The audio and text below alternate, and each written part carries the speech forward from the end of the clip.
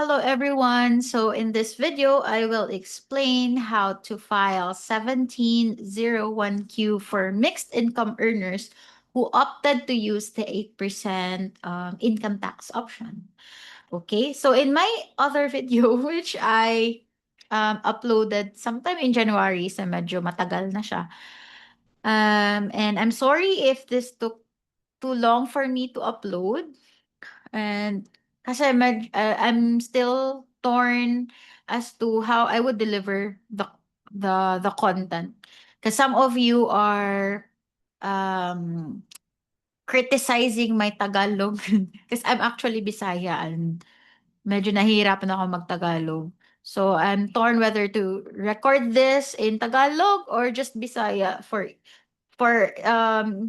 ease on my part. But anyway, since some of you are in somewhere in Luzon and speaks Tagalog. So I'll try my best, okay, to speak Tagalog, but please don't hate me if OA yung Tagalog ko. Anyways, so this time, if you are a mixed income earner,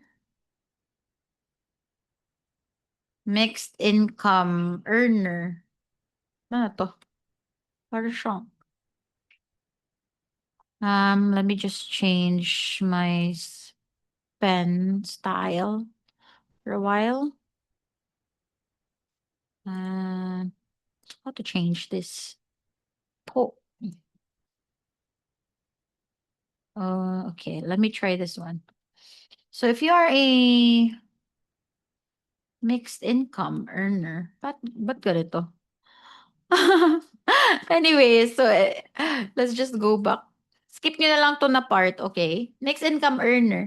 When we speak of mixed income earner, it actually means that you have two sources of income. So your first source of income is your salary, okay?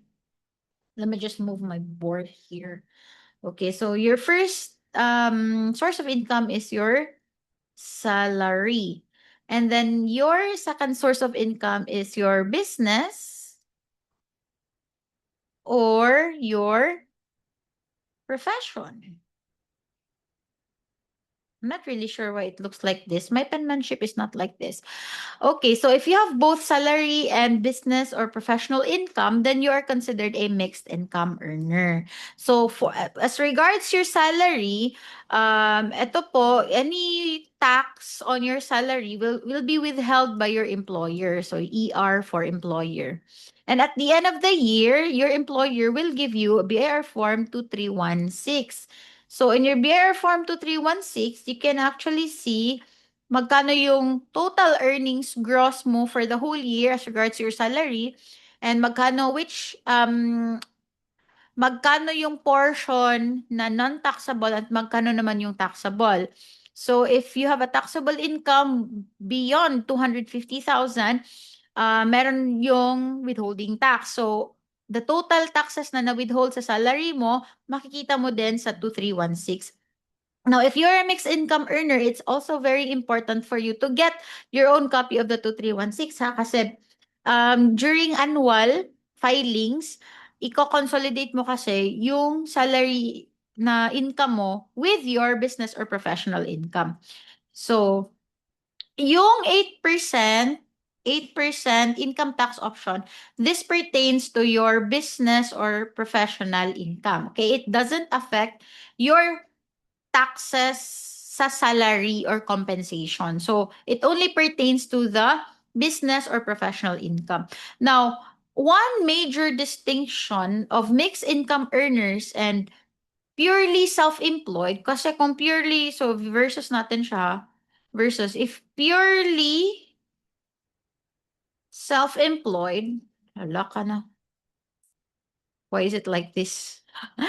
If purely self-employed, 8%, yeah, and then you opted to avail of the 8% option, ang major distinction is that for purely self-employed, they are allowed to deduct 250K from their gross sales or gross receipts before multiplying the taxable income with the rate na 8%. However, if you are a mixed income earner, yung 250,000 na deduction from your gross sales, meaning to say, whatever you earned from your business, okay? Let me change one. Whatever you earn from your business or from your practice of profession, you have your gross sales or gross receipts, as the case may be, you will no longer deduct 250K. So, diretso na po multiply by 8%. Okay? So, let me illustrate that with you here. Okay, clear page muna tayo. Okay, so here, let's say, scenario number 1, okay? You are a purely self-employed. Scenario number 2, you are a mixed income earner. Okay? Mixed. So let's say, for example, in quarter 1, okay, in quarter 1, your business, or if you are practicing your profession, your professional income for Q1, gross, gross. Again, gross yung gagamitin. No expenses are allowed to be deducted. Okay, so let's say your gross here is just 150K. Okay, also here, 150K. So, when it's time for you to file your 1701 Q, make sure you use version 2018, okay? Kasi if you use EBIR forms and then you look for the 1701, you have to use yung merong karugtong na V2018. Meron kasi kayo makikita doon na 1701Q lang, like plain 1701Q. Meron din namang 1701Q version 2018. So, use the one na version 2018 kasi bakit siya version 2018? 2018 was the time when train law took effect. Okay, kaya naging version 2018. And then, itong 8% income tax option was introduced by train law. Okay, so in either way, whether you are purely self-employed or mixed income earner, use 1701Q version 2018. Okay, now, in computing your 8% income tax, for Q1, if you are purely self-employed, diba 150K yung gross natin, okay? If you are purely self-employed, to get your tax, yung 150K, madedeductan pa siya ng 250K. Okay? Standard po ito na 250K, ha? So, 150K minus 250K, so negative 100K. So, since negative na siya, kahit i-multiply mo pa siya ng 8%, wala kang tax payable. So, yung tax mo for Q1 is 0. Now, if you are a mixed income earner, as what I've mentioned a while ago, you are no longer entitled to use the 250K na deduction. So it means na if you earned 150K from your business or practice of profession in quarter 1, this is Q1, you will no longer deduct 250. So immediately multiply this one by 8%. Okay? So 150K times 8%, I'm not good with mental math. Let me just compute this one using my calculator. Hey.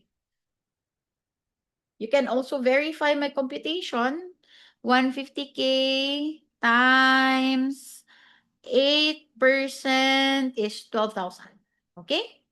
So, 12,000 yung babayaran mo for Q1 as compared here, 0. If you're a purely self-employed individual, if you earn 150K, 0 yung tax mo. But if you are a mixed income earner, no more 250K deduction. That's why you immediately multiply it by 8%. So, naging 12,000 naman yung tax liability mo. Okay? Let's now proceed to Q2. Okay, let's say in quarter 2, you earned another 150K in quarter 2 kasi let's say retainer clients lang siya. So in either case, whether you are self-employed or mixed income earner, you earned 150K in quarter two. So how much now is your tax payable for quarter two? So ang gist kasi nito is in computing your tax liability every quarter, kailangan accumulated yung income mo. Okay? So the accumulated income will be computed before deducting 250. Okay? So magkano na yung accumulated income mo as of quarter 2? 'Di ba you earned 150 in Q1 and 150 in Q2. So therefore, your accumulated income is 300K na. So that's the time that you deduct 250K. So this time, meron ka ng positive na 50K. So this 50K will be multiplied by 8%. So let's get our calculators once again. 50,000 times 8% is 4,000. So, yung babayaran mo for quarter 2 is 4,000 if you are purely self-employed. Now, if you are a mixed income earner, so magkano ulit yung accumulated income natin for quarter 2? As of quarter 2, because in quarter 1 you earned 150, in quarter 2 you also earned 150, so your accumulated income is 300K. So, again, since hindi ka entitled to deduct 250K, immediately multiply 300K by 8%. So, your total tax due to siya, 300K times 8% is 24,000. So, your tax due is 24,000. Tapos, i-deduct mo dyan yung tax paid sa previous quarter. So, in the previous quarter, di ba, you paid 12K, so minus 12K. So, your tax payable now is only another 12K. Now, let's continue. Let's continue our illustration. Let's use another color. How to change this? Okay. Let's try green. Okay. Now, in quarter... Oops. Ano to? 10. Green. In quarter 3, sorry guys, I'm trying to explore. In quarter 3, ba't naging ganito yung, yung drawings ko? Anyways, ayaw na niya magpa-drawing sa akin. Okay. For a while, eraser.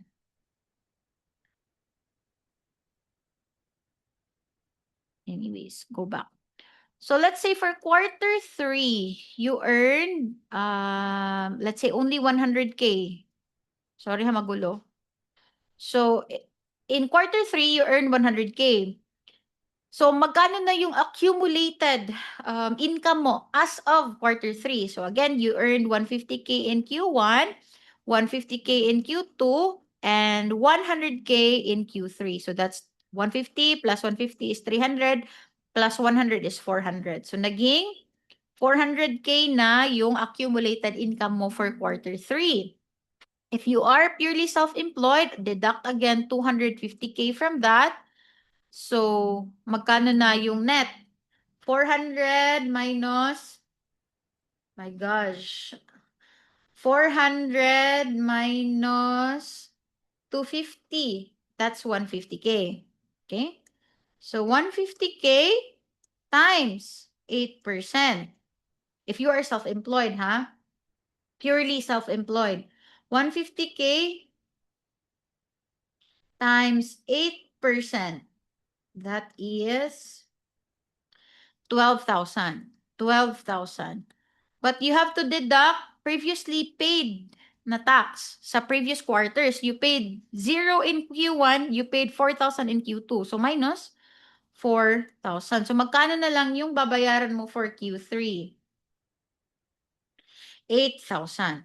Okay, 8,000.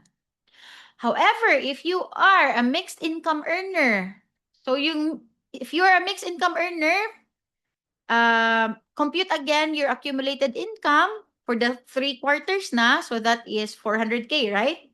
400K. Kasi 150 sa first quarter, 150 sa second quarter, and 100 sa third quarter. So naging 400K. Again, you are not entitled to deduct 250K. So 400K times, diretso na, 8%. So 400K times 8% is 32,000. Ito na ba yung babayaran mo? No, that is still the tax due, but that is not the tax payable. So deduct muna yung mga na-pay mo sa previous quarters. Magkano ulit yung na-pay mo sa Q1? That's 12K. So minus 12K. Magkano yung nabayaran mo sa Q2? Quarter 2, 12K din. So minus din 12K. So naging 32 minus 12 minus 12 minus 12 minus 12 8,000. So, 8,000 yung tax payable mo for the third quarter. Okay? So, yun yung major difference ha in using the 8% income tax option if you are a mixed income earner and if you are a purely self-employed individual. So maybe I will also discuss in my another video na naman the difference in purely self-employed and mixed income earner in preparing the annual income tax return. Kasi medyo mas complicated si mixed income earner when it comes to the annual ITR. Bakit? Because, di ba, I mentioned a while ago na yung salary mo will be covered by your BIR Form 2316. So yung data from BIR Form 2316 will also be encoded in the annual ITR if you are a mixed income earner. Okay, so this will be, since medyo complicated siya, this will be covered in another video. So I hope okay lang to and clear siya sa inyo, sa minds natin, no? So sorry again for my Tagalog, but if you have any questions relating to the 8% income tax option, you can always ask your questions dito sa comment section. Bye-bye everyone and thank you for listening.